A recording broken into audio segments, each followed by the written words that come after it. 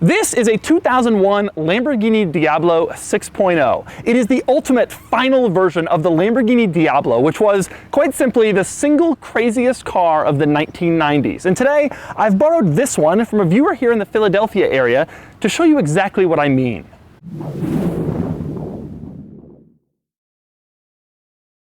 I'll start with some basics. The Diablo first came out in the early 1990s as a successor to the Lamborghini Countach. Early models were raw and basic, but the car evolved over time, especially when Audi bought Lamborghini in 1998. That's when they started development for this version, the 6.0, which uses a 550 horsepower V12, does 0 to 60 in 3.5 seconds, and can reach 202 miles an hour. That sounds pretty cool on paper, but while some cars are all about 0 to 60 in tenths of a second and precise Nürburgring lap times, this isn't a car you appreciate on paper. This is a car you have to see to believe. So today I'm going to take you on a tour and I'm going to show you all the weird things about this car, and then I'm going to get it out on the road and find out how the Lamborghini Diablo drives. Now, to hear more about my Lamborghini Diablo experience and driving this car, something I've always wanted to do since I was a kid, click the link below for my column on autotrader.com/oversteer. I'll start by simply getting inside. Now, the door motion is cool. We'll get to that in a second, but before we do, let's talk about the lock and unlock noises. You press the little button on the key fob to lock it.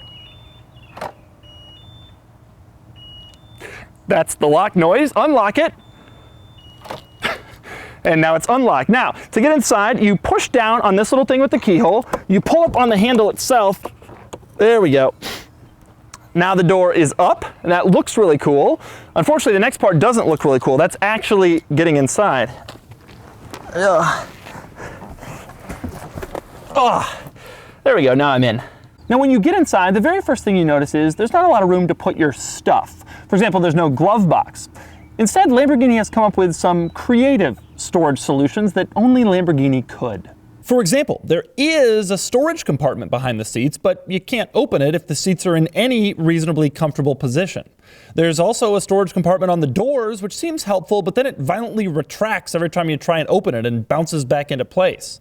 And then there's my favorite compartment, this one on the ceiling, which can hold your sunglasses or your garage door opener, but probably not both. Speaking of that center area on the ceiling, you'll also notice up there a few other interesting things. For example, that's where the directional light is located. You can point it wherever you need to see. Also up there, as expected, is the interior dome light. What isn't as expected is how you control the interior dome light.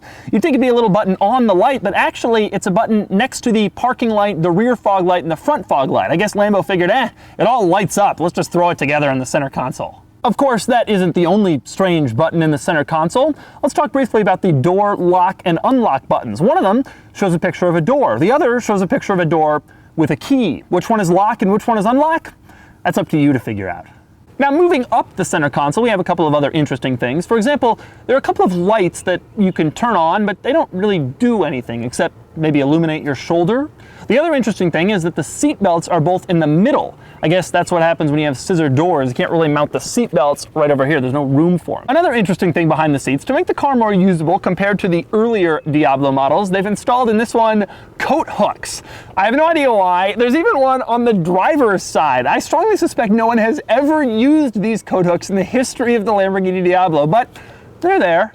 But the coat hooks aren't anywhere near the strangest thing on the top of the car. That honor goes to the sun visors. Now, you turn the sun visors over and there's a little warning label there, like there is on all cars, that warns you that death or serious injury can occur. Except they misspelled serious. Take a look at that. And it wasn't just a small mistake one time, they also misspelled serious on the passenger side visor. So clearly they looked everything over before they finished this car and put it on the road. But this isn't the only hilarious example of bad proofreading as it relates to the Lamborghini Diablo 6.0. In the middle, you'll find a couple of buttons, an up arrow, a down arrow, one marked auto, and 1, 2, 3, 4 lights. We couldn't figure out what that was, so we consulted the owner's manual. On page 77, it very clearly describes its suspension settings, and it lists what each thing is. Number 1, soft setting. Number 2, medium setting. Number 3, also medium setting. I don't know why you have 2 medium settings. And number 4, it just says setting. It doesn't get more Italian than that. But all proofreading mistakes are forgiven when it comes to the center console, because it also holds the coolest thing about this car, that amazing gated shifter. Just look at it. It's beautiful. Interestingly, this car's only a 5-speed manual. That's a dogleg shifter with reverse where you'd probably expect first to be. Fortunately, you'll never mistake first and reverse, because Lamborghini has engineered a rather interesting reverse lockout in this car. You actually have to turn the entire shift lever about halfway in order for it to go into reverse. That is good thinking. Next, we move on to the climate controls, which have a couple of interesting quirks about them. Number one is the recirculating air button. It shows air recirculated inside a car, and that car is shaped like a Lamborghini Diablo. That is cool attention to detail. Less attention to detail is the fact that when the climate controls are off, they still show your previous setting, maybe the climate you could have if you wanted to turn them on. You can never really turn off the screen of the climate controls that shows what temperature it could be. Now, moving on to the gauge cluster, it's pretty normal. You got your speedometer, you got your tank, you got a few gauges for oil temperature, water temperature, but there's also a button that looks like a piece of suspension. That's actually an axle lifting system. This had to have been one of the very first cars, if not the first car with an axle lifter. Push it, and the front end rises ever so slightly so you can clear speed bumps. Another interesting thing, on the gauge cluster, you'll notice that there's no place for all the warning lights, the turn signals, the headlights, and check engine light, all that stuff. It turns out the dashboard is actually 2 levels, and in between the 2 levels, there's a tinted piece of plastic that includes all that stuff. There's the turn signals and the lights and everything that you might expect. The weird thing is, why is it tinted? You can't really see it, and those are the important things that you really want to see, but that's Lamborghini. Oh, and one other interesting quirk I forgot to mention, that would be the key and key fob. I'll start with the key. The interesting thing about the key is there's no hole in it so you can stick it on your key ring. Instead, you wrap your key ring around the middle section. I've never seen anything like this before, but the key fob is even stranger. It doesn't say Lamborghini, doesn't have a bull on it. Instead, it's this square thing with one single button and a lot of unused space, and for some reason there's a bunch of silver stuff and a lot of numbers on it. This was keyless entry back in the 90s. Now, around to the front trunk. You open it with a little lever next to the steering wheel inside, and it houses a couple of interesting things. My personal favorite is inside the Lamborghini branded pouch, inside the Lamborghini branded toolkit, you will find a Lamborghini branded box of bulbs and fuses. In any other car, a box of bulbs and fuses would be worth about $7, but this one has the Lamborghini logo on it, so I suspect it's more like $700. 2 other interesting things in the front trunk. Now, a lot of cars in their trunks or on their door jambs have a little label that tells you the color code that the vehicle has. In this one, it's handwritten. I've never seen that before. I don't know why Lamborghini thought that would stand up to the test of time, but actually it has pretty well. Nonetheless, this car has a handwritten color code. The other interesting thing is the car cover. It's yellow. It has a giant Lamborghini logo on it.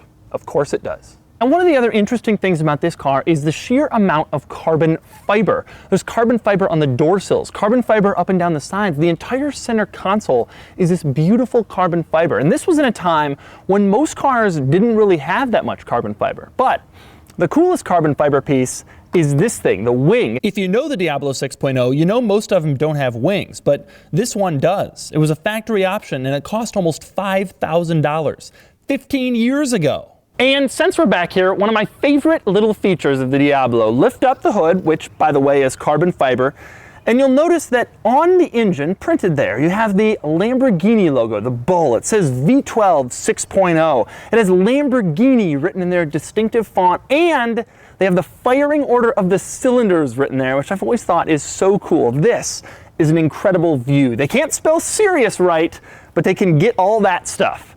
And I think that is probably more important. Now, since we're outside, up front we have one of the most interesting quirks of the entire Diablo 6.0, and that is its headlights. Now, the earlier Diablo models had pop-up headlights, but by the time the 6.0 came out, Lamborghini was like, pop-ups are too 90s, we need a fixed headlight. But at the time, they were also spending a lot of resources creating the Murcielago, which came out very soon after, so they didn't want to put a lot of effort into designing their own headlight. So they borrowed a headlight from the Nissan 300ZX. That's right, the Lamborghini Diablo Italian V12 uses a Nissan 300ZX headlight. And here's the crazy thing. You see this little carbon fiber lip on the headlight? You wonder, why would that possibly be there? It's because the headlights come from Nissan with the Nissan logo printed up here. Lamborghini covers that up with this little carbon fiber lip. So you have your cool little carbon fiber on your headlights of the Lamborghini. Well, it's not to save light and it's not functional. Instead, it's to cover up the fact that they borrowed their headlight from the Nissan 300ZX. Now, since we're talking about lighting, here's another interesting quirk, is the turn signal. Now, the brake light gets its entire circle, as you can tell, but the turn signal shares a circle with the reverse light. The weird thing is the reverse light, which is never on, gets 2/3 of the circle, and the turn signal, which theoretically is on a lot, gets only 1/3. Makes no sense, but it's Lamborghini. So the Diablo has some cool features and some weird Italian characteristics, and it also looks like nothing else on the road. But now it's time to find out the most important thing, how it drives. All right, we're gonna drive the Diablo here. Another interesting quirk I've just learned is that it requires you to push not only the clutch when you want to start it, but also the brake. You have to push both pedals in order to start this thing. Oh boy, okay, driving position is interesting. I mean, the pedals are very there's actually a lot of room for my leg, but then the pedals are very close together.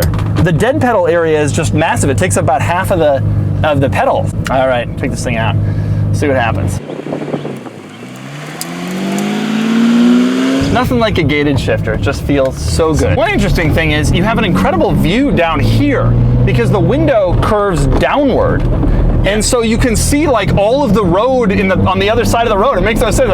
Boy, this is a crazy view in this car. Sometimes you get in an exotic car and you don't really tell that you're in an exotic car when you're driving it down the road. And this thing, I look in the mirror, there's the wing. I look over here, I got this crazy door thing, these wide mirrors. It is so cool looking. And the driving position is so bizarre. This thing is very clearly an exotic car from when you're sitting in it. Boy, the sound is nice. I actually find the Murcielago to be a little bit tighter than this, believe it or not. The only thing that I find a little tight is the pedal situation. I actually have a lot of room for myself, and I have a ton of room for my shoulder. I feel okay. I'm tall. I'm 6'4" or whatever. And I have I feel pretty good in this thing, with the exception of the pedals. I have big feet, and it's very tight in there. Yeah, this thing comes a little too far over and robs some headroom, but just up here, there's actually quite a bit of headroom. It's surprising.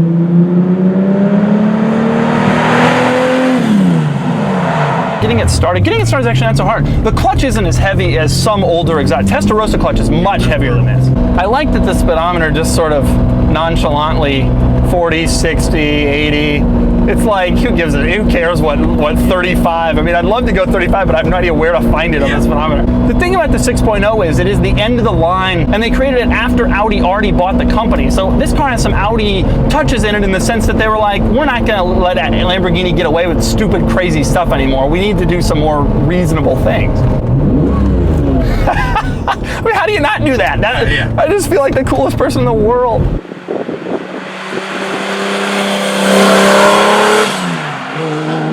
The ride is monstrously harsh. I mean, even going over those crosswalks and stuff, it's like, oh. The modern cars have these abilities to do, you push a button and then it makes it harsher or less harsh or whatever. This one's in one, so that's the softest. Yeah, we're in soft. And it's still, maybe we should try normal or possibly normal.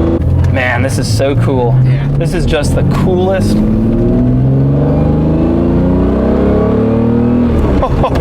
You know, it feels, you feel that engine when you accelerate. You feel it shaking and stuff. Some cars, you know, like Porsches, you look down, you're going 100, you're like, oh my God. Yeah. And that's not the case in the Lamborghini Diablo. You're well aware of how fast you're going. That engine doesn't let you forget it.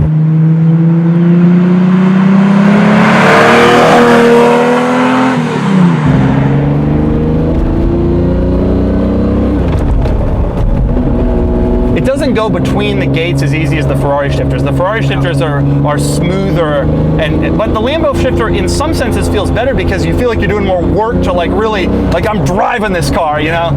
Yeah, I mean the steering is very heavy, but it's like a precise type heavy. Yeah. It's not as precise as a modern exotic. I mean 458 is like next level. Yeah. Not even similar. But it still handles really well. I mean there's no body roll or anything like that. You can just hear. Sitting at the light, the car doesn't shake and rumble like some old crappy car, but you hear that motor. I mean, you're not, in some exotics, even in modern Lamborghinis, the Huracan, you are insulated from that motor at the stoplight. It feels like an Audi. In this thing, you know what's back there. Oh, look at this, a Cyclone.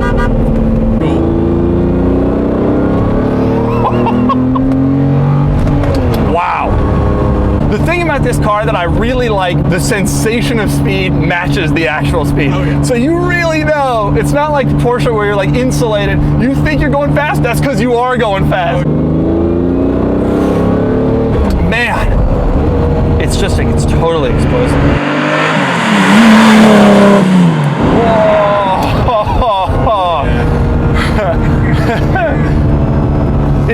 The engine you start hearing that sound and feeling everything. This is the last of those exotic supercars where you were part of the car and you had to sort of work to get there and you feel everything. And after that, everything became a little bit more neutered. Some cars still had stick shifts, but this is the last of those like really old school high performance driving experiences. It is not as precise or as fast as something like a 458 or a Huracan or something like that, but it makes you happy in other ways. That's the whole point of one of these older cars. It is still modern car fast. You wouldn't think it's slow, but it makes you very happy when you hear that and when you feel that and when you shift those gears in a way that it's hard to equal in a modern car, even if a modern car can do 0 to 60 a full second faster. So that's the Lamborghini Diablo 6.0, the ultimate final iteration of the crazy Lamborghini Diablo, which is now one of the coolest cars I've ever driven. Between its crazy quirks and features and its raw driving experience and its